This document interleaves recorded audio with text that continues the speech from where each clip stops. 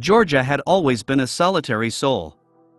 Her farm, nestled amidst rolling hills and ancient oaks, was her sanctuary. The locals whispered about the land's dark history, the blood-soaked soil, the restless spirits, but Georgia paid no heed. She had crops to tend, livestock to care for, and a life to live. One moonless night, as the wind howled through the gnarled branches, Georgia heard it, a faint, mournful wail. She dismissed it as the wind playing tricks, but the sound persisted.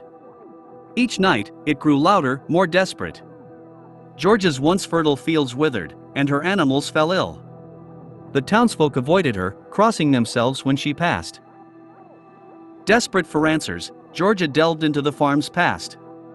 She discovered that a century ago, a family had lived here, a cruel, twisted clan that practiced dark magic. Their rituals stained the land, and their malevolence seeped into every blade of grass.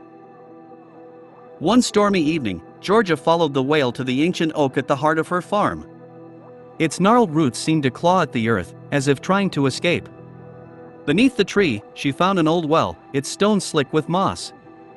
The wail emanated from its depths.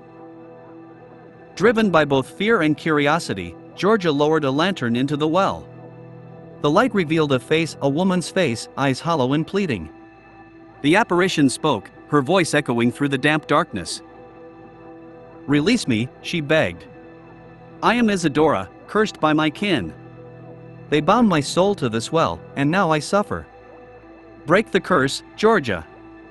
Set me free." Georgia trembled. She knew what she must do. The next morning, she gathered herbs, salt, and moonwater. She recited incantations, drawing on the ancient magic of the land. The well trembled, and the water turned murky. "Isadora," Georgia called, her voice steady. "I release you from your torment. Return to the earth, find peace." The ground shook, and the well erupted. A spectral figure emerged, a woman with raven hair and eyes like forgotten stars. Isadora smiled, her form fading into the dawn. "Thank you," she whispered. "Beware, Georgia.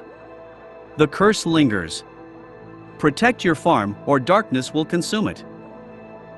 From that day on, Georgia tended her land with newfound purpose. She planted rowan trees, hung iron horseshoes, and sprinkled salt at every threshold. The wail ceased, and life returned to the farm. But sometimes, on moonless nights, Georgia glimpsed Isadora, the freed spirit watching over her. And so, the haunting of Georgia's farm became a tale whispered by the townsfolk. They crossed themselves, but Georgia merely smiled. She knew that sometimes, even in darkness, redemption could bloom like the hardiest of crops.